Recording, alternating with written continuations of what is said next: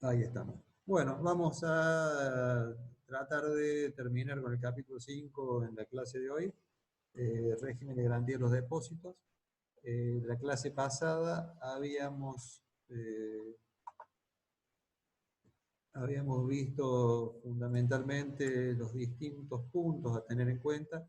Básicamente hablamos de la red de protección o red de seguridad que tenían que tener establecidos los distintos países. En ese punto habíamos hablado de 4 elementos fundamentales. Quizás se le podría agregar un quinto elemento que es que tiene que ver con los mecanismos constitutivos de las entidades financieras, toda vez que para autorizar la eh, apertura de una entidad financiera, el Banco Central lo que pide es los antecedentes e idoneidad de los distintos eh, gerentes, administradores, directores, síndicos, etcétera. Y por otra parte, aparte de exigirle el capital mínimo necesario, le hace todo un estudio de plan de negocio, proyecto de inversión, etcétera, etcétera. Con lo cual, ahí tenés la primera línea en cuanto a los recaudos que toman los reguladores al momento de implementar esta red de protección. Segundo elemento son los mecanismos previstos en la legislación y en las normas respecto de la posibilidad de los bancos centrales de actuar como prestamistas de última instancia. Esto es, eh, ante situaciones de iliquidez transitoria por parte de eh, de distintas entidades financieras, el Banco Central tiene esa posibilidad de actuar con asistencia debidamente garantizada a una tasa más alta del mercado y de manera transitoria. Es decir, una penalización no es un mecanismo de financiamiento habitual para las entidades financieras.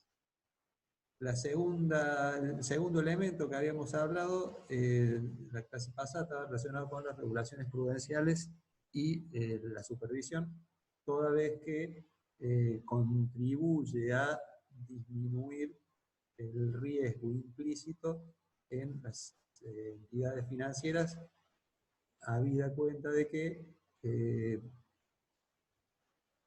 mediante el cumplimiento de estas regulaciones prudenciales, lo que se hace es mitigar los riesgos de ocurrencia de una crisis vía mejorar la solidez, la solvencia y la liquidez de las entidades y prevenir de que estas entidades tomen, realicen estrategias que sean sumamente riesgosas y que pongan de alguna forma en riesgo a el sistema, a la entidad en forma individual, el sistema en general. El tercer elemento que habíamos mencionado estaba relacionado con los mecanismos de resolución de crisis que tenían que estar bien definidos, no solamente dentro de la legislación, sino también dentro de la norma. Es decir, que cada interviniente en este mecanismo debería estar bien coordinado y bien establecido cuáles eran sus derechos, sus responsabilidades y las tareas que deberían realizar en caso de una crisis de ese tipo. Y por último, eh, como si eso fuera poco, como dicen en el colectivo, los regímenes de garantía de los depósitos, que son la última línea, es lo que probablemente sea lo más tangible para los depositantes al momento de decidir la realización o no de una inversión en una entidad financiera de cualquier tipo, un depósito, un cuenta corriente, un plazo fijo, cualquiera de ellos.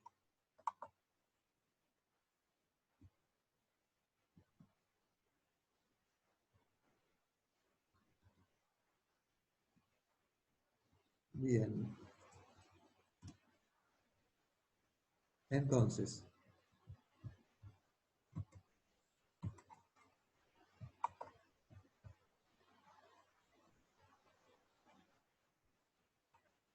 ¿se ve ahí? Sí. Sí, profe. Ok, no, me aparece un cartelito acá que no sé bien qué es lo que es. Sí, se ve el cartel también. Bueno, ahí se fue el cartel. O no, no se fue todavía, está ahí al medio.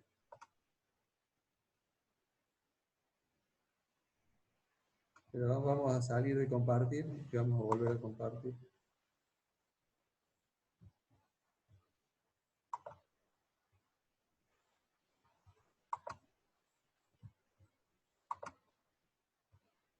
Ahí parece que se puede. Bien.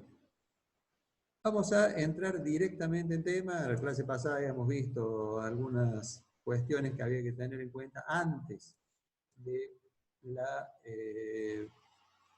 de la exposición, de la imposición, perdón, de un sistema de garantía de los depósitos. Vamos a ver algunas de las cosas que hay que tener en cuenta y ya viendo de implementar directamente ese sistema, es decir, los distintos tipos de sistemas, cómo se financia, etcétera, etcétera. Y por último, vamos a ver cómo es en la Argentina este sistema. Bien. Hay dos alternativas para un sistema que pueden ser lo que se llama implícito o explícito. Explícito es cuando está definida claramente en la legislación y la normativa cuáles son las modalidades, los alcances, etcétera, de estos sistemas. ¿Qué sería implícito? Sería cuando en un sistema financiero no hay una...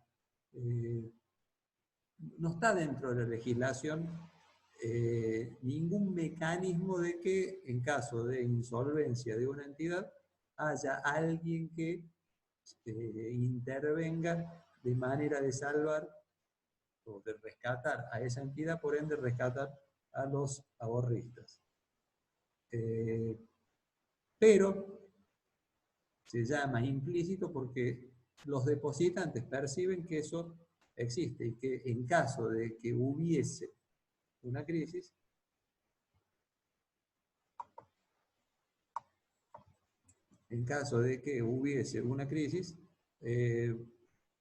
podría el gobierno, el Banco Central, alguien intervenir y salvarlos.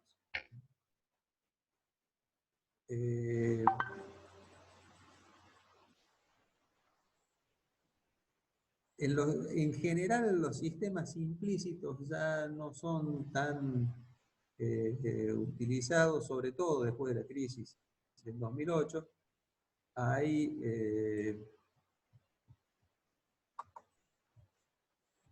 en aquel momento, puntualmente, existían en algunos países y existían también para algunos tipos de instrumentos. Por ejemplo, para algunos bonos emitidos por algunas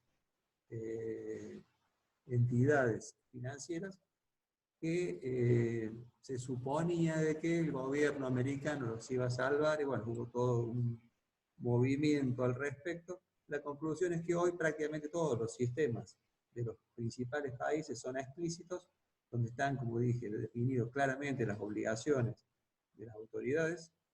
La idea de estos sistemas explícitos es que fomente la confianza del público y que contribuya a limitar los costos de resolver las situaciones insolventes. Y de última, si hubiese una circunstancia de ese tipo, generar un mecanismo que permita ordenadamente gestionar las distintas insolvencias bancarias y, sobre todo, ver la manera más eficiente de poder financiar los costos de estas quiebras bancarias.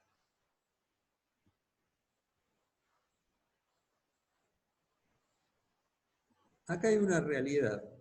En general, o sea, todo lo que tiene que ver con un sistema de seguro de garantía tiene su costo. Por lo tanto, es muy difícil que un sistema de seguro por sí solo maneje las quiebras del sistema y tampoco de los bancos de importancia sistémica. Lo que acá es importantísimo es que haya un sistema donde contribuya a que todos los integrantes de la red trabajen de manera efectiva. Es decir, si no hay préstamo de última instancia, si no hay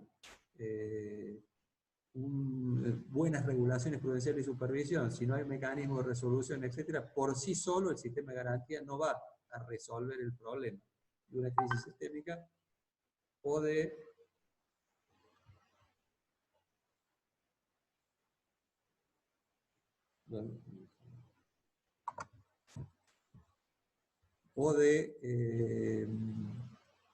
en el caso de que sea una entidad de importancia sistémica. Dentro de los principios básicos que hay que tener en cuenta, relacionado con mandatos y potestades. ¿Qué es el mandato? Es cuál es la misión que tienen los administradores del seguro de depósito para actuar en caso de ser necesario. Y este mandato tiene que ser claro y obviamente tiene que ser congruente con los objetivos de interés público y obviamente con la potestad que tiene el asegurador. O sea, debe tener el mandato y debe tener la autoridad para poder hacerlo. Básicamente, esto se refiere a la capacidad que tiene el asegurador para poder reembolsar los recursos a los depositantes asegurados.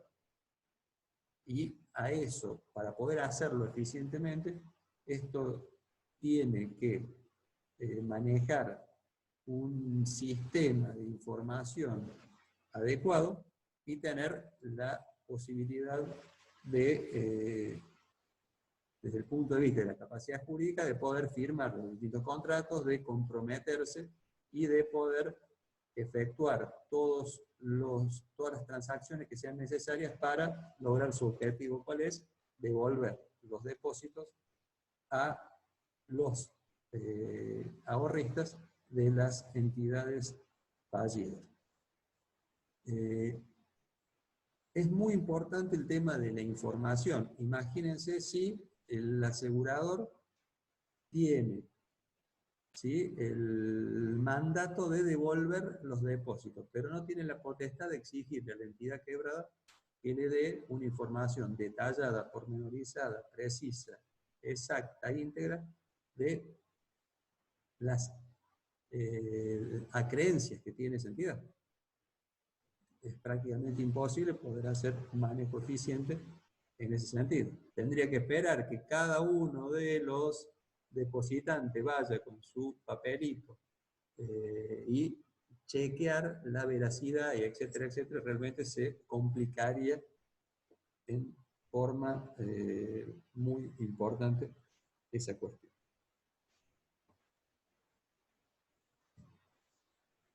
Uno de los puntos que al momento de establecer un sistema de este tipo hay que tener en cuenta es si se va a utilizar una función asignada a una organización existente o si hay que crear una nueva. General en el mundo es el Banco Central que de alguna manera por sí o creando algún mecanismo como en el caso de Argentina son los que se hacen cargo, pero en Estados Unidos por ejemplo está el seguro de depósitos, el FDIC, que es autárquico y maneja un fondo determinado y donde no responde a la Reserva Federal. ¿Sí? Sí responde el Congreso, obviamente. Acá básicamente lo que se trata es que sea un ente más concentrado, que sea de objeto único, que no tenga muchas responsabilidades distintas, cosa de que al momento de ser necesario, esa capacidad de acción no se disperse en funciones que no tengan ninguna relevancia, sobre todo en momentos de una crisis.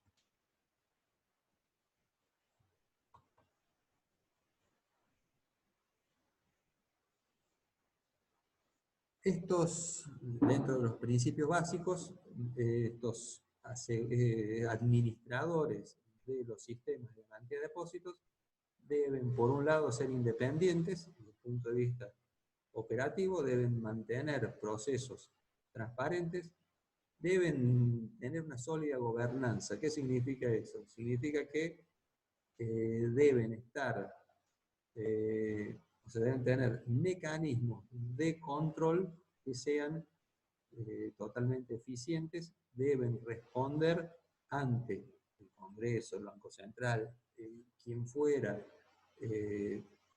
el controller, por así decirlo, de este sistema, y obviamente no pueden de ninguna manera renunciar a la obligación de la rendición de cuentas. Esto es muy importante para poder hacer un manejo adecuado de los recursos que dispone el asegurador, y es importante también mantener un marco jurídico que ampare el accionar de los mismos. Imagínense un asegurador de depósitos que no tenga una protección legal adecuada, podría correr un riesgo a nivel personal que en caso de una crisis muy virulenta, por ahí le impediría poder tomar las decisiones correctas. Siempre estamos hablando dentro de lo que es la ley y la norma. Cuando eso no está bien plasmado en la ley, bien claro, bien transparente, se presta a distintas cuestiones que, una vez judicializadas, pueden volver muy complejas todo este tipo de resoluciones en caso de crisis, cuando lo que necesitamos en ese punto es velocidad, es acción, es eficiencia, para que los depositantes puedan obtener de la manera más rápida posible los depósitos que han quedado dentro de las entidades en quiebra.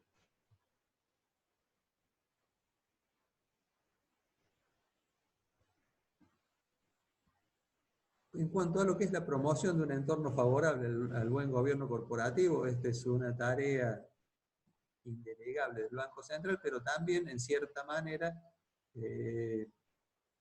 tiene relación con los administradores de este tipo de sistemas que,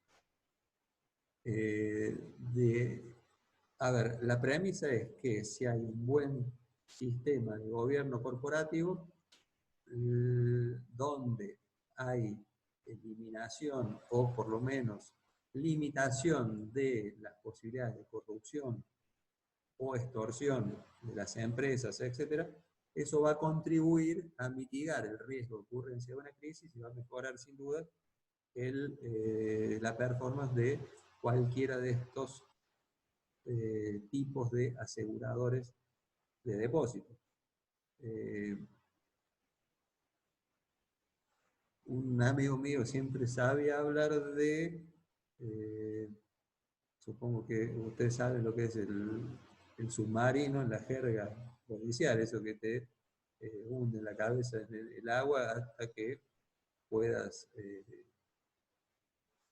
decir alguna cosa que, es decir, es una modalidad de tortura, y se puede aplicar en este caso, cuando los bancos saben que tienen una capacidad de daño por la crisis de la economía y que el gobierno, el Banco Central o el que fuera, lo va a salvar, en general presionan para obtener beneficios, es decir, presionan, extorsionan a las autoridades monetarias con mayores beneficios, sabiendo ese daño que pueden realizar. Si hay una buena gobernanza en ese sentido, esa capacidad de daño, esa capacidad o esa voluntad de utilizar esa capacidad de daño a propósito, disminuye sustancialmente.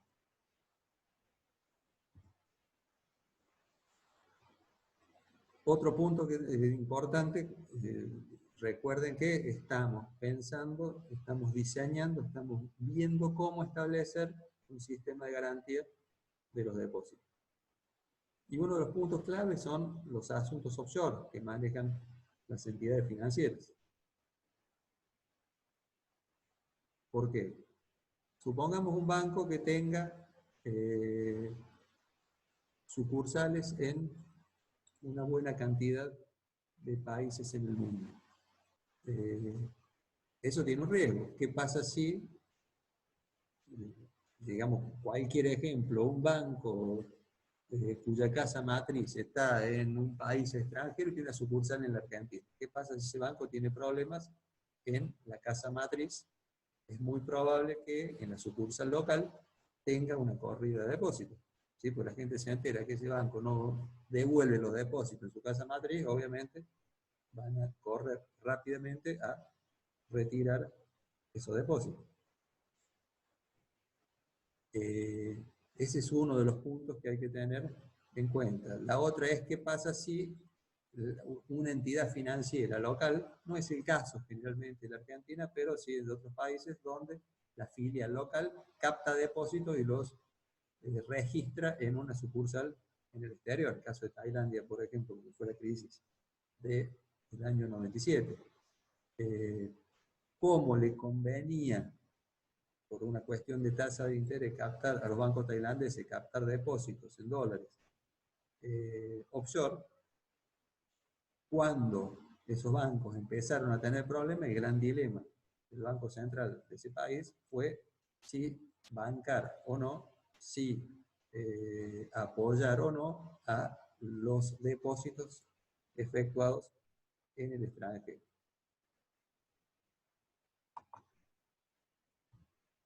Es decir, tampoco los sistemas en general pueden ser muy distintos, porque eso generaría un arbitraje regulatorio en función de uno u otro, en tanto y en cuanto eso no sea conveniente a los fines de la protección de los depositantes.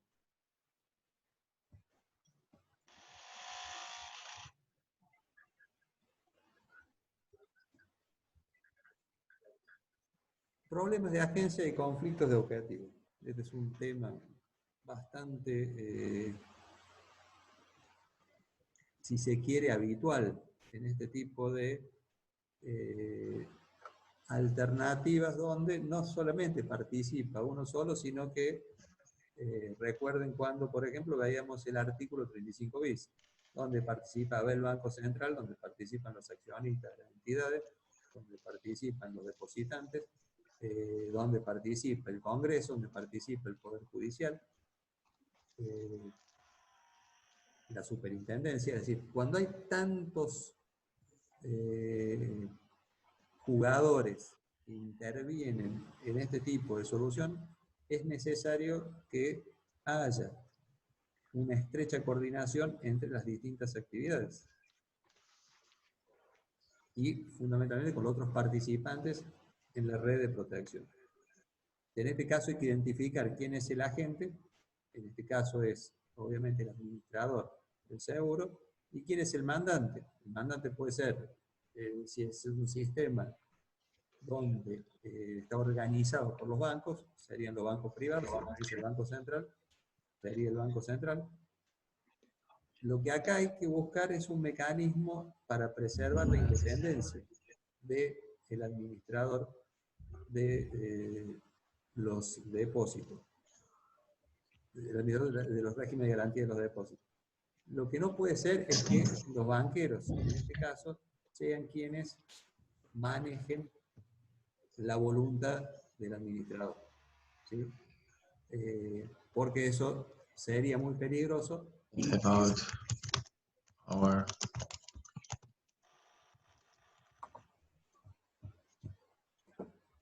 Hay alguien que tiene el micrófono abierto, por favor, si lo puede, no alcanzo a ubicar acá, si lo puede cerrar, sería bueno.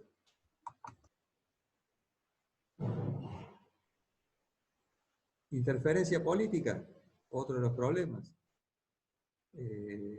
Esto claramente es un problema muy serio. ¿Qué pasa si los políticos, o ciertos políticos, o algunos sectores de la política, intervienen en este tipo de negociaciones tratando de buscar ventajas para sí, no solamente ventajas desde el punto de vista político, también ventajas desde el punto de vista económico? Y presionan a los administradores para obtener algún tipo de ventaja en ese sentido. Lo mismo respecto del sesgo de los reguladores. En ese caso, hay que preservar de la mejor manera posible la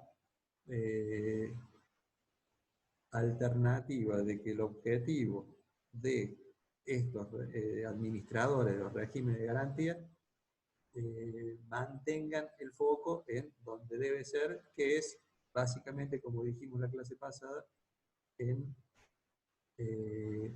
preservar los depósitos de los ahorristas de las entidades y en general de los pequeños ahorristas, que son los más desguarnecidos ante casos de ocurrencia de una crisis y que eso derive en la quiebra de distintas entidades financieras.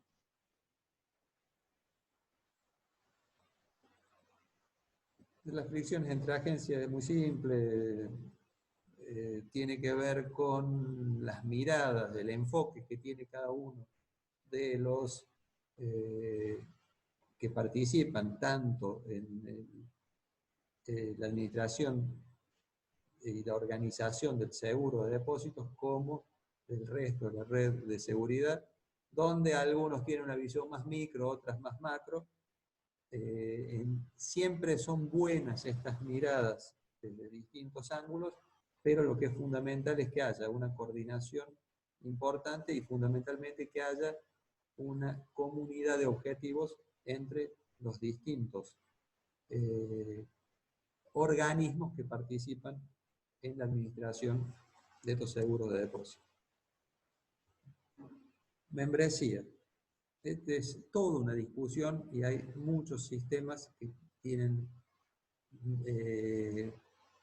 por ejemplo, una participación obligatoria de todas las entidades, en otros casos es optativa. A ver, desde la teoría debería ser obligatorio para todas las entidades que reciben depósitos, ¿sí? Como una manera de generar una vara rasa para todos los depositantes en las distintas entidades. Básicamente para evitar lo que se llama el principio de selección adversa. Es decir, que quienes cuentan con mejor información tengan mayor posibilidad de asumir riesgos más elevados y por ende beneficiarse en función a esa mayor información. Pero eso tiene una contra, porque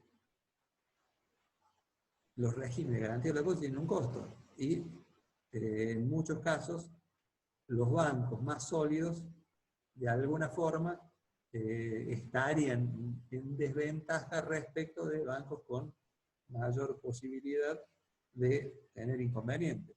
Y acá se juegan varias cuestiones. Por ejemplo, cuando en la Argentina se instituyó el régimen de garantía de los depósitos allá por el año 95, un planteo que hizo una de las entidades financieras, concretamente el Citibank, fue de que ¿para qué ese banco iba a incurrir en un costo si tenía chapa suficiente para que en caso de una crisis la casa matriz hubiese aportado los fondos necesarios para parar esa corrida?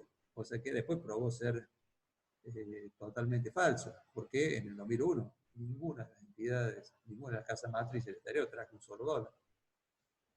Y para evitar el corralito y posterior el corralo.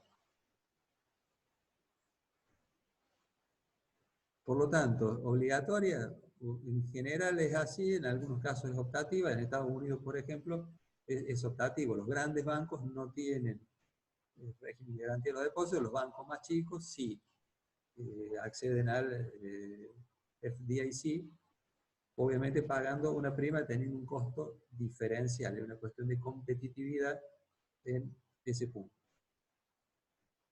Y ahora estamos hablando de entidades depositarias, o sea, entidades que reciben depósitos.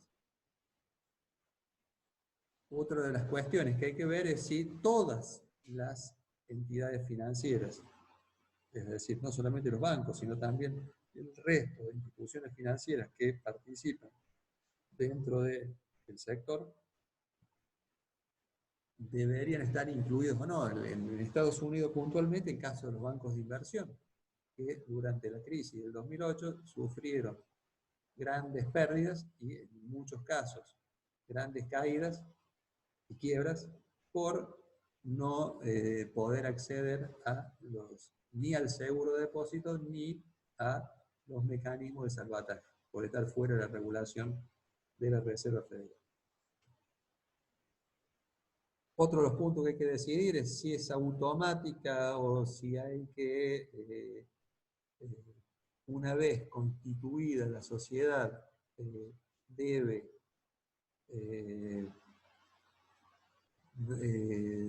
inscribirse, debe adherir al sistema. Hay de todo un poco dentro de todo el esquema.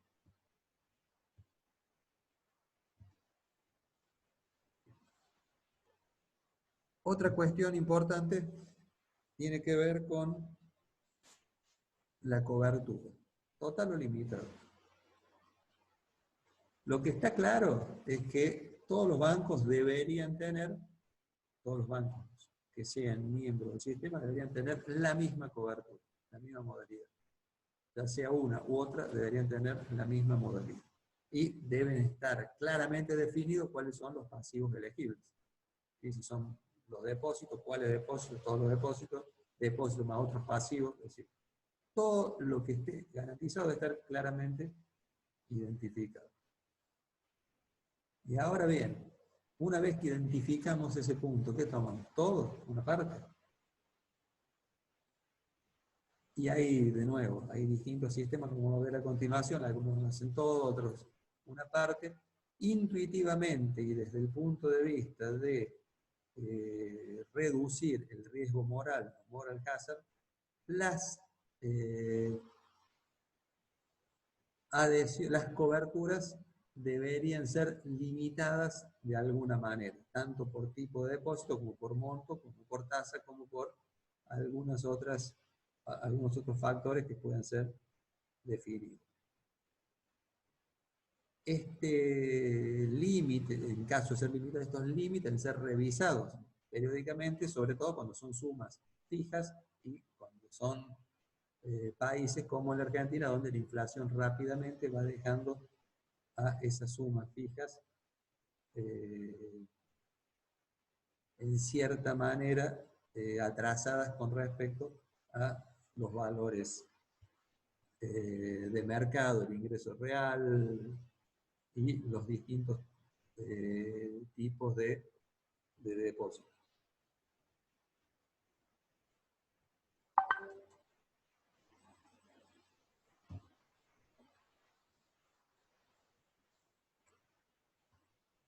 dijimos cobertura total o limitada. Hay un sistema donde existe una garantía total, que es el sistema de Blanket Warranties, que tiene una traducción, Blanket Manta, en inglés, no tiene una traducción muy feliz al castellano, pero básicamente el sistema este de Blanket Warranties lo que ofrece es una protección ilimitada a los depósitos mayoristas y al mercado de operaciones interbancarias, repos, call, etcétera, etcétera. Es decir, todos los pasivos financieros de las entidades financieras están cubiertas por este sistema. Este sistema claramente lo que hace es exacerbar el tema del riesgo moral por casa.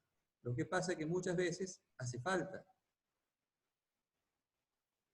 imponer un sistema de este tipo. ¿Cuándo?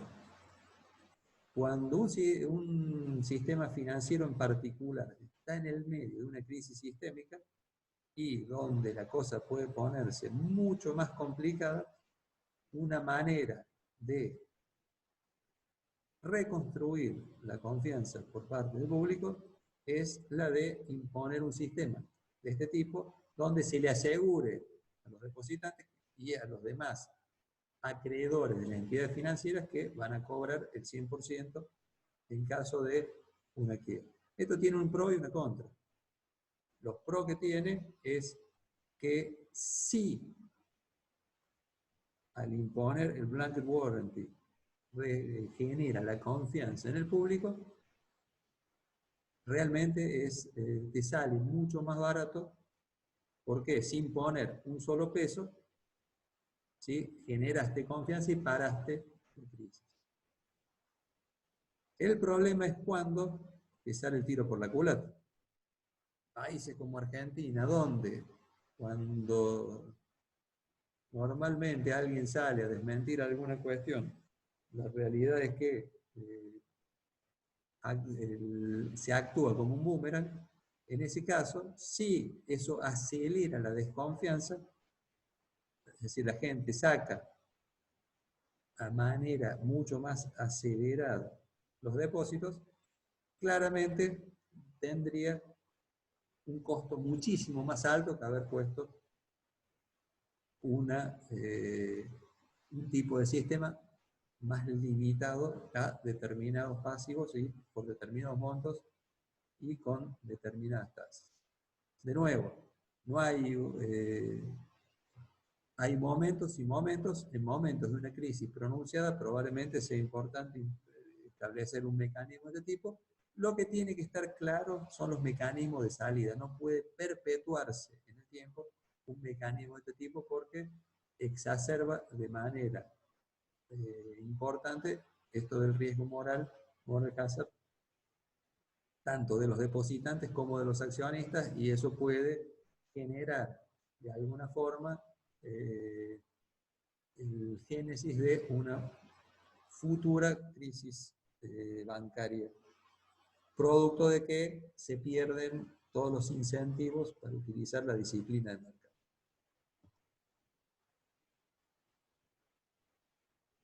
Esto es básicamente lo que les comenté recién.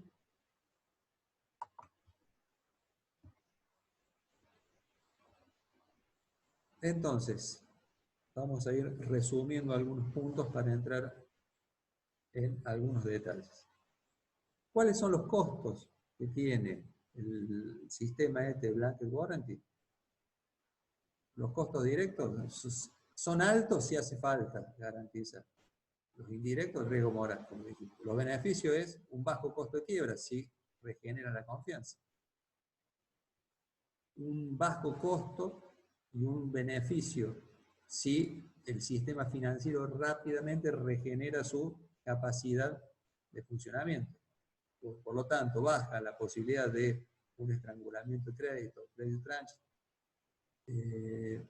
genera una menor ruptura en la economía y fundamentalmente ganar tiempo para responder.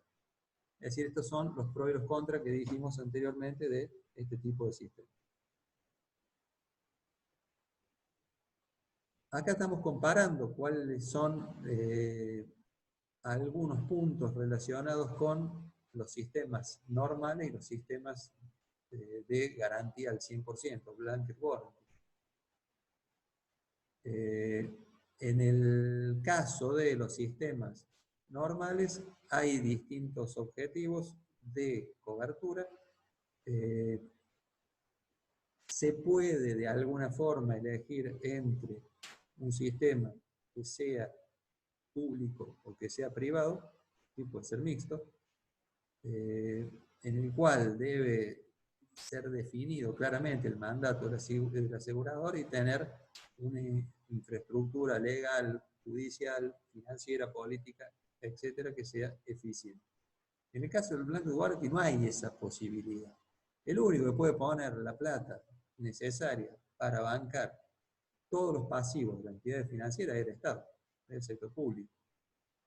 Por lo tanto, no hay mucho para hacer, es directamente tomar la decisión y anunciar públicamente de la mejor manera posible los alcances de esta cobertura. A los fines de evitar el riesgo moral, no hay mucho para ver en el tema del blanket warranty. En el caso de los sistemas normales de seguro de depósito, sí podés definir explícitamente el sistema, dar a la supervisión medidas correctivas, resolver rápidamente las quiebras, es decir, que el especulador, en este caso, sienta que puede llegar a perder si toma decisiones muy arriesgadas. En cambio, para el pequeño ahorrista que no tiene muchas alternativas al respecto, este sistema debería funcionar mucho mejor. ¿Cuál es el proceso de decisión que debería tomar un regulador, el Banco Central, el Estado, quien esté a cargo de un comité, quien esté a cargo de la implementación del sistema? Lo primero que hay que ver es si lo que queremos es resolver una crisis sistémica o no. Si la crisis no es sistémica, claramente hay que ir por un sistema limitado, cosa que de alguna forma tienda a minimizar los costos de salvataje de cualquier tipo de entidad. Ahora, si la crisis es sistémica y tenemos que resolver, no tenemos mucha alternativa.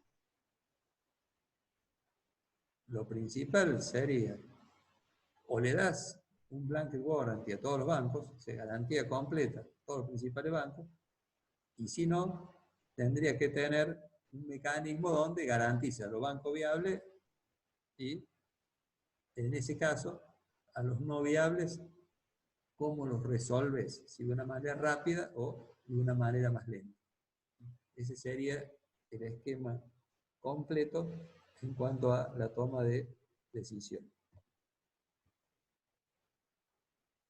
Ustedes saben que lo principal cuando existe una crisis bancaria es la plata. Por lo tanto, es crucial conocer cómo son los mecanismos de fondeo de estos seguros de depósito. ¿Dónde sale la plata? Cuando el asegurador tenga la necesidad de utilizar para devolver los depósitos. Y acá básicamente hay tres mecanismos que pueden ser utilizados. El primero de ellos es el método de fondeo ex ante, es decir, en forma previa a la ocurrencia de una crisis y cuando se establece el depósito, en ese caso,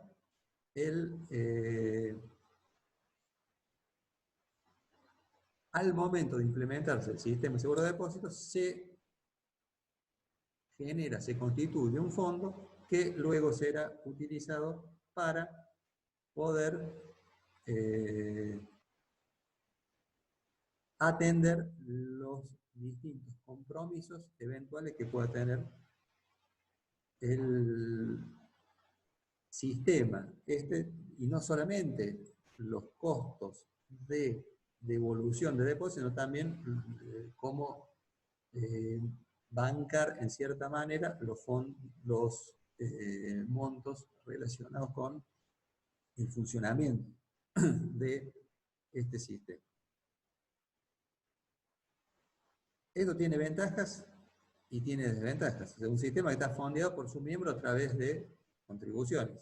Es un mecanismo en el cual se fijan determinadas modalidades de contribución, ya sea vía prima de seguro o contribuciones fijas o lo que fuera, y de alguna manera, mes a mes o como fuera, en forma periódica, los miembros, los adheridos al sistema, fondean ese, valga la redundancia, ese fondo que luego administra el administrador de seguros.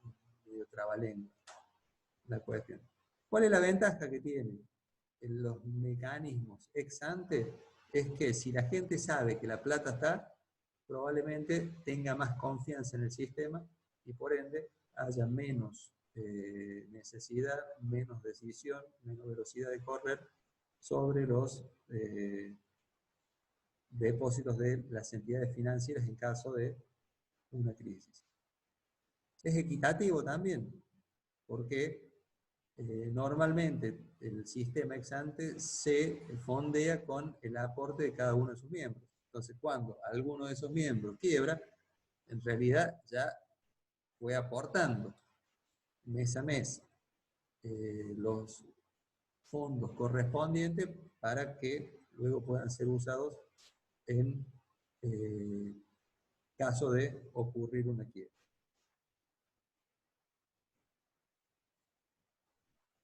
Otra de las cuestiones que permite este sistema ex ante es poder devengar el impacto de las pérdidas en el tiempo. ¿Por qué? Porque si bien se usan de una sola vez, en muchos casos se han ido recolectando a través del tiempo. Es decir, no genera un impacto negativo, fuerte, sobre las finanzas de las entidades financieras en caso de ocurrencia de una crisis. Se tiene una función anticíclica, es preventiva. Se va juntando en las buenas épocas para utilizarlo cuando haya una situación de crisis. La desventaja que tiene es que es onerosa, ¿sí? Porque eso normalmente el aporte al fondo de garantía va al cuadro de resultados de la entidad financiera como un costo.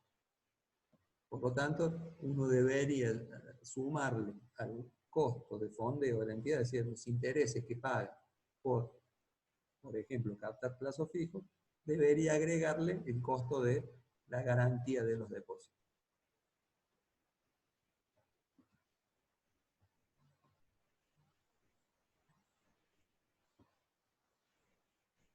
El otro sistema, dijimos que había tres, el otro sistema es ex post. En este caso, los fondos son recaudados solo cuando una institución quiebra. La institución A quiebra, entonces el Banco Central o el asegurador o el que fuera le pasa la gorra a los bancos B, C, D, F y G para bancar la pérdida o la quiebra de las otras instituciones. Este caso es más injusto. ¿Por qué? Porque, fíjense, quebró el banco A que no puso un peso y los otros bancos se hacen cargo de la quiebra. Por otra parte, al no estar la plata, ¿qué pasa si el banco A es lo suficientemente grande y el impacto sobre los otros bancos es significativo? No van a estar en condiciones de, en ese momento, poder aportar mayores fondos. Va a estar más imposibilitada de hacerlo. La ventaja que tiene, como dijimos, es que es más barato para las entidades, porque no tienen un costo, menos oneroso, no tienen un costo mensual que asumir. Simplemente es contingente en el caso de que ocurra una crisis. En general se dice que si bien el sistema ex ante tiene un costo explícito que debe ser erogado mes a mes, en el largo plazo es más barato.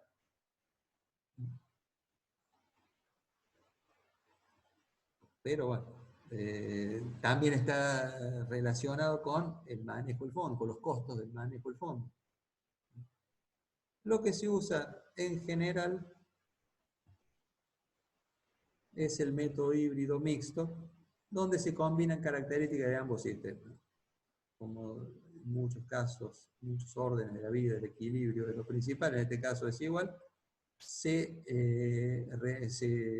constituye un fondo con el aporte periódico de todos sus miembros y se incluyen mecanismos de que en caso de crisis se pueda o aumentar ese aporte o adelantar aportes en caso de ser necesario. Y también en muchos casos se prevé un acceso a temporario a reservas o a distintos aportes. ¿Y quiénes fondean usualmente estos sistemas de garantía de los depósitos? Tampoco hay mucho milagro acá. Fuentes privadas, fuentes públicas. En el caso de los que son las fuentes privadas, son básicamente los adherentes al sistema, donde aportan fondos como condición de la membresía.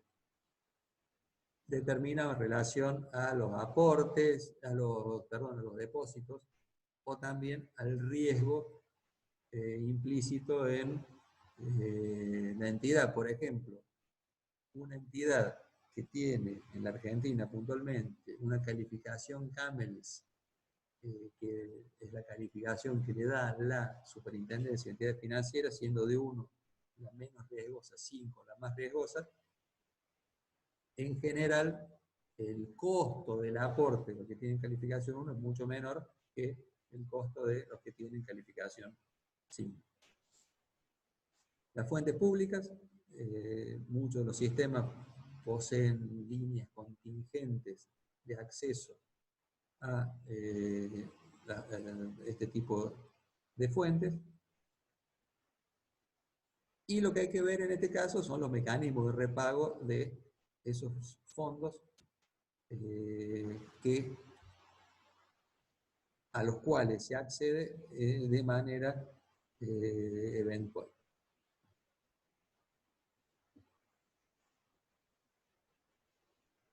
En cuanto al manejo de los fondos, esto tiene que ver con 2 o 3 cuestiones. Primero, a dónde se invierten los fondos involucrados, ¿sí? En títulos públicos, ¿sí? En acciones, ¿sí? En bancos del exterior, en moneda extranjera, etcétera, etcétera. Son las distintas precondiciones que hay que tener en cuenta al momento de establecer el sistema, es decir, dónde se va a poder invertir esos fondos. En muchos casos, los distintos gobiernos lo que quieren es que vaya a título público, que permite financiar el déficit fiscal, pero eso muchas veces, como pasó en la Argentina en el año 2001, si vos tenés el fondo invertido 100% en título público y los títulos públicos defaultean, prácticamente perdiste esa garantía de los depósitos. Que fue un poco lo que pasó en la Argentina en aquel momento, y eso contribuyó a acelerar la corrida de los depósitos. Después el otro punto es hasta cuándo, hasta cuánto monto va a asumir ese fondo, qué porcentaje de los depósitos. Recordemos que eso es un costo, por lo tanto, se supone que a medida de que el fondo sea más grande y tenga mayor capacidad de poder asegurar el recupero de los depósitos por parte de los accionistas en caso de una crisis, claramente en ese caso debería de alguna forma ir bajando y disminuyendo el aporte de cada uno de los miembros. Algunos regímenes tienen previsto el pago de dividendos producidos por el fondo. No es puntualmente el caso de la Argentina.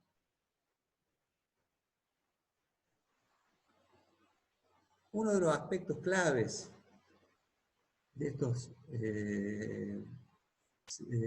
regímenes de garantía de los depósitos tiene que ver con el acceso a financiamiento de emergencia.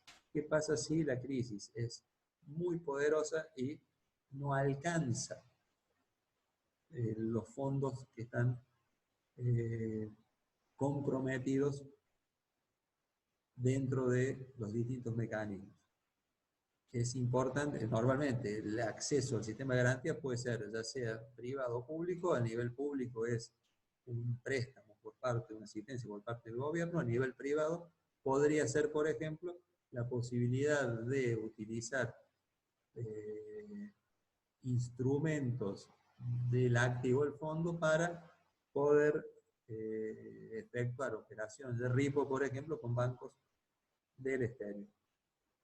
Como en general los países que utilizan esos mecanismos tienen,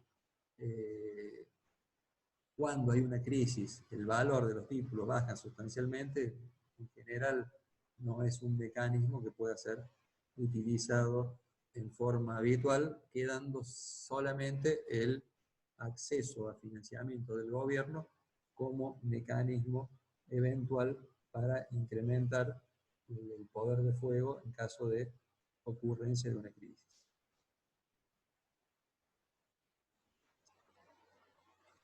Ya estamos terminando de implementar el fondo. Vamos a ver un par de filminas más y vamos a ver algunos obstáculos y vamos a pasar a ver el tema de la Argentina. La concientización del público es esencial. Vos podés tener el mejor régimen de garantía de los depósitos, pero si la gente no lo conoce, no lo entiende y no lo acepta, la verdad es que estás perdiendo una gran oportunidad de poder mitigar los riesgos de ocurrencia de una crisis. Hay que realizar, además de diseñar y establecer adecuadamente las características del fondo, hay que diseñar campañas de divulgación que sean claras, comprensibles, que lleguen al público, pero que a su vez no asusten. Si nunca hiciste una campaña y de un día para otro saliste con una campaña muy fuerte en televisión, radio, los medios principales, etcétera, Twitter, etcétera, sobre el régimen de garantía de los depósitos, la gente ¿qué va a pensar? Che, ¿no será que está por haber un problema muy grande? Entonces, lo que quisiste hacer como una alternativa de solución terminó siendo un disparador de una corrida, te pegaste el tiro en el pie. Ese tipo de cosas deben ser tenidas en cuenta, dado que lo que está en juego en estos casos es la confianza del público. Ustedes saben que la confianza es muy fácil de perderse.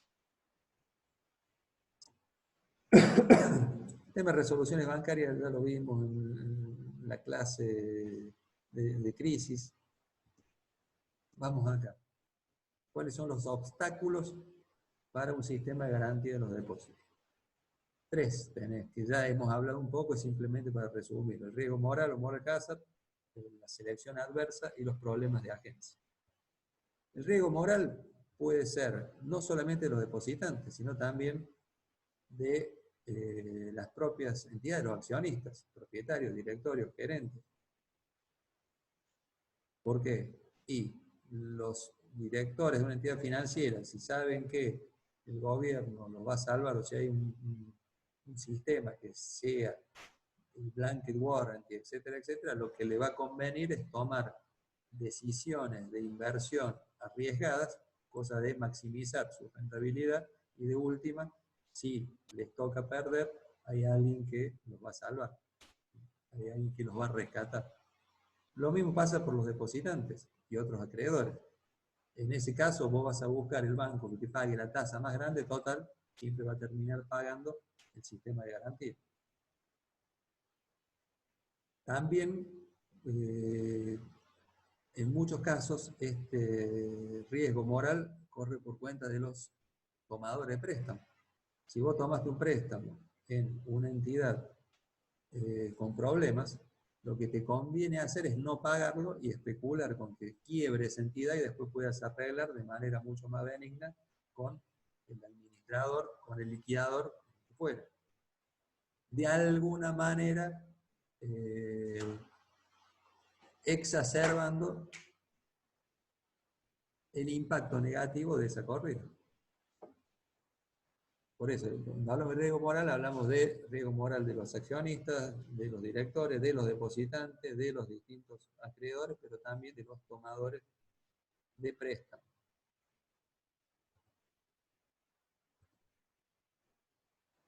el principio de selección adversa. En este caso, tiene que ver con el hecho de que si es optativo y los bancos más fuertes se retiran del sistema, es decir, que no adhieren por el tema de costo, lo que te va a quedar es un sistema de garantía mucho más débil. ¿Por qué? Porque los bancos adherentes van a ser los más débiles. Por lo tanto, la probabilidad, voy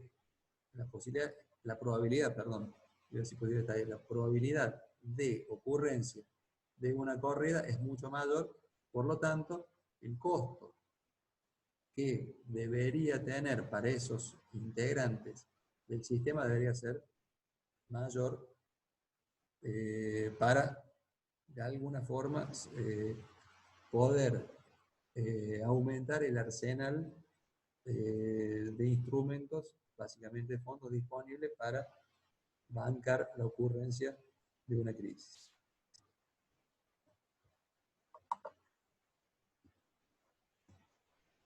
Y los problemas de agencia es lo que habíamos hablado cuando un funcionario actúa, o sea, persigue más su propio interés que el interés de dicho ente. ¿Qué pasa si el funcionario de un sistema de garantía de los depósitos extorsiona de alguna forma a los accionistas de una entidad para intervenir o no en el sistema? Por eso es importante de que haya un mecanismo, sea muy transparente, de acción y de, en cierta forma, de rendición de cuentas.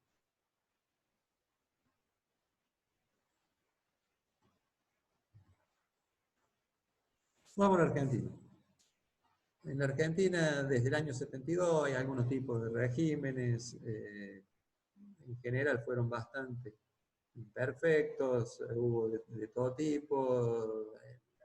En el año 73 se nacionalizaron los depósitos, después se volvieron a privatizar en el 76, obviamente coincidente con los distintos cambios de color político en el gobierno, inclusive el 76, el golpe de Estado que instaló el gobierno militar en la Argentina, donde se estableció un régimen que era con garantía estatal y con cobertura total.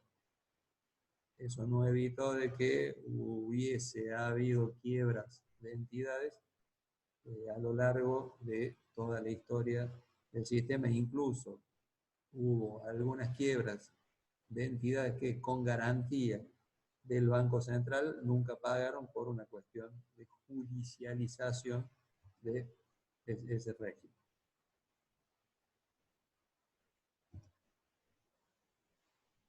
Vamos a cómo es actualmente.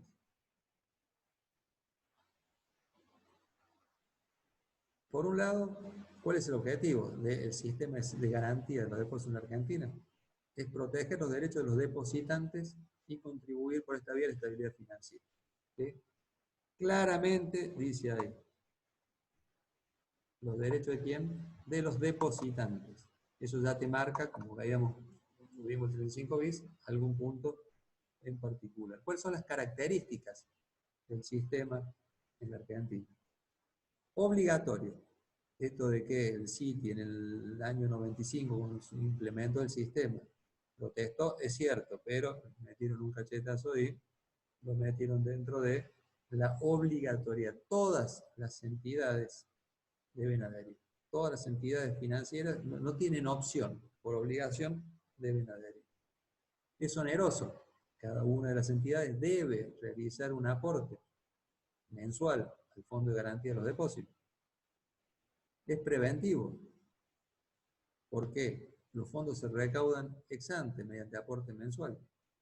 Es limitado porque garantiza hasta un monto determinado, que es por persona, cuenta y tipo de depósito, pero también tiene limitaciones por tasa de interés. Los depósitos superiores a la tasa de referencia que publica el Banco Central no entran dentro de la garantía. Si nos ponemos a ver, tiene todas las ventajas, es un sistema que está muy bien constituido, es un sistema que de alguna forma no tiende a exacerbar ni el mora Hazard, ni el criterio de selección adversa, etc. Y sin dudas esto tiene que ver con la performance, que en medio de una crisis importante que viene teniendo Argentina de hace ya algunos años, prácticamente no hubo ninguna crisis a nivel de una entidad financiera en forma individual. Los aportantes, ¿quiénes son? Como dijimos, las entidades financieras. Ese aporte va a un fideicomiso. Ese fideicomiso está administrado por SEDESA, que es la Sociedad Seguro de Depósitos, que es la que se encarga de la administración. ¿Cuánto es lo que tienen que aportar las entidades financieras al fondo de garantía? Es un mínimo del 0,015% de los depósitos y un máximo del 0,06% de los depósitos, tanto en pesos como en moneda extranjera. En la actualidad es el más bajo de todo, el 0,015, por una cuestión de que hace mucho que no se utilizan los fondos que están bajo la administración de SEDESA, y por lo tanto es posible disminuir ese costo para las entidades. Recuerden que también hay otras, hay, en función a el riesgo implícito de la entidad financiera, van a tener un recargo, pero nunca puede ser superior al máximo del 0,06% del total de los depósitos. Esto es lo que le dije anteriormente, los aportes adicionales. Los aportes son debitados de la cuenta que las entidades financieras tienen abierta en el Banco Central. O sea, no, el Banco Central no espera que la entidad le mande a pagar directamente, se lo debita de uno. Es más, lo puede hacer hasta el quinto día hábil. La realidad es que el primer día hábil, cuando vos ves el extracto de la cuenta corriente que la entidad tiene abierta en el Banco Central, ya está incluido ese débito. ¿Cuáles son los depósitos comprendidos? Dijimos tanto peso como moneda extranjera, y los depósitos son cuenta corriente, las cuentas a la vista de caja de crédito cooperativa, caja de ahorro, plazo fijo, cuenta sueldo, inversiones a plazo, y los saldos inmovilizados. ¿Qué es un saldo inmovilizado? Te venció el plazo fijo hoy, te olvidaste de ir, o en una de esas lo necesitas para dentro de 3 días y no lo retiras, esa imposición pasa de un plazo fijo al que llama un saldo inmovilizado, es una cuenta a la vista, de manera transitoria. Eso también están dentro del régimen de garantía de los depósitos. Pero dijimos que era limitado. Hay exclusiones. Hay muchas exclusiones, vamos a ver simplemente algunas de las más importantes.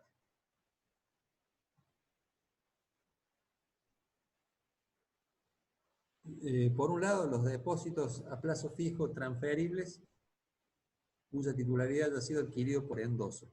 Que a vos te pagaron, vendiste un auto y te pagaron endosándote un plazo fijo, cosa que es totalmente válido, pero en ese caso perdés el acceso al régimen de garantía de los depósitos.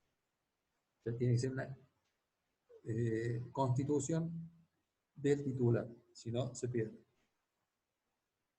Los depósitos, tanto a la vista como a plazo, dice a la vista, pero es a la vista y a plazo, que se convengan a tasas de interés superiores a la referencia difundida por el Banco Central, esto es lo que te limita el mora Hazard. Un banco, hoy la tasa, lo fijó el Banco Central, tasa mínima en 26.60, entonces entre 26.60 y 27 deben estar todas las entidades financieras. Ahora, ¿qué pasa si una entidad te paga el 58? Suena mucho más lindo, pero en ese caso quedaría fuera de la garantía de los depósitos. Por eso insistimos que está bien diseñado, bien establecido el sistema en beneficio del objetivo, que es el de beneficiar, el de proteger al pequeño depositante. Lo mismo si la tasa de interés queda desvirtuada por incentivos o retribuciones adicionales. Ejemplo, en una época un importante banco argentino te publicitaba que te captaba, por ejemplo, eran 100.000 pesos, a 90 días de plazo, tasa cero. Es decir, la tasa cero, ¿quién puede ser el pavo que se le ocurre hacer un depósito a 90 días? El premio era que no te pagaba intereses, pero te llevabas al vencimiento, cuando lo retirabas, una notebook marca XX con determinadas características. La tasa de interés era obviamente el valor de esa notebook, claramente. El tema es que como el Banco Central no puede valorizar adecuadamente, pero el Banco Central no, el administrador CDSA no puede valorizar adecuadamente ese tipo de mercadería, es por eso que queda exceptuado. Lo mismo los depósitos vinculados también quedan, ahí los pueden leer, son las distintas exclusiones que hay. Dijimos que, en cuanto a cobertura, monto y formalidades, dijimos que era 1 millón de pesos para la devolución total de capital, intereses, actualizaciones, si es SER, U o UBI, o diferencia de cotización, etcétera, etcétera. Cualquiera de eso hasta 1 millón de pesos, 1,5 millones de pesos. Esto obviamente fue subiendo hace 3, 4 años atrás, empezó en 150, 250, 400, 1 millón, 1,5 millones. En eso que decíamos anteriormente que debe ser ajustable por un tema de inflación.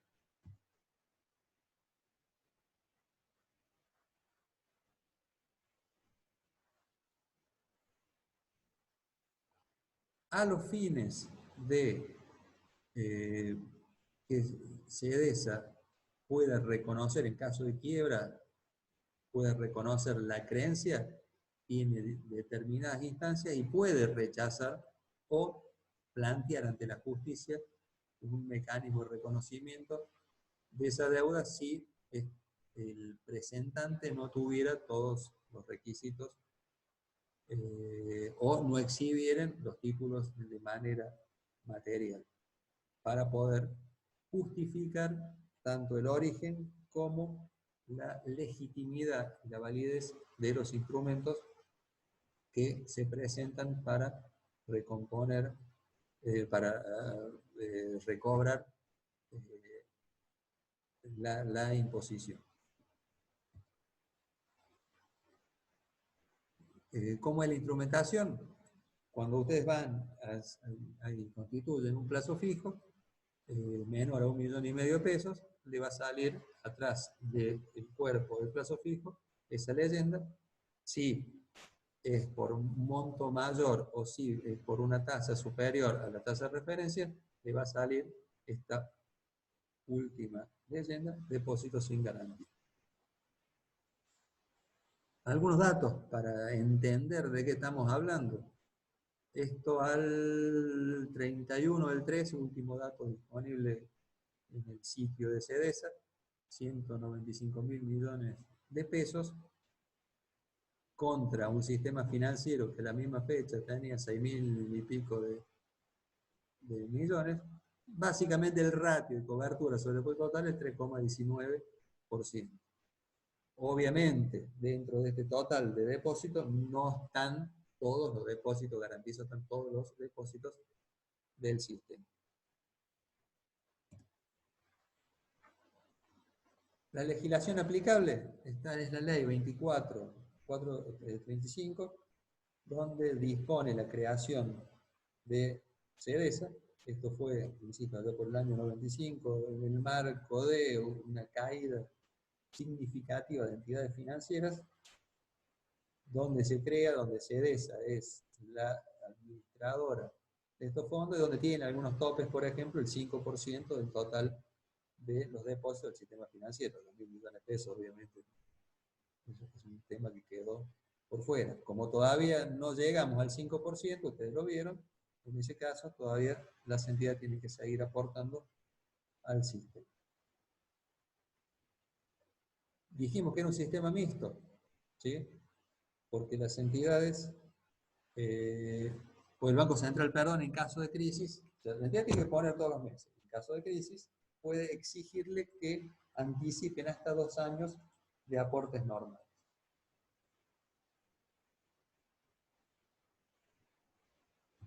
¿Dónde van a estar invertidos los fondos? Títulos públicos, sea moneda nacional o extranjera, el mismo porcentaje, etcétera, etcétera.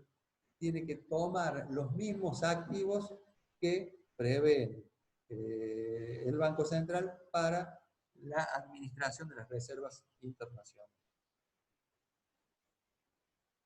Por último, ¿para qué sirven los fondos que tiene CDS? ¿Cuáles son las obligaciones del CDS? No solamente es la de efectivizar la cobertura de las garantías, sino también puede, a ver si se acuerdan del ejercicio numérico chiquito que hicimos cuando vimos el tema de crisis, hablamos de un aporte de CDESA, por 650 pesos, y en base a esto, efectuar aportes de capital, aportes no reembolsables o préstamos, entidades financieras que estén sujetas a plan de protección y saneamiento, es decir, no solamente actúa de manera ex post cuando hay la caída de un depósito, sino también actúa en función preventiva, es decir, apoyando distintos mecanismos que tienen que ver con mitigar los riesgos de ocurrencia de una crisis. Bueno, creo que hasta acá hemos llegado bien. Si tienen alguna pregunta, lo hacemos por el chat. Simplemente un segundito.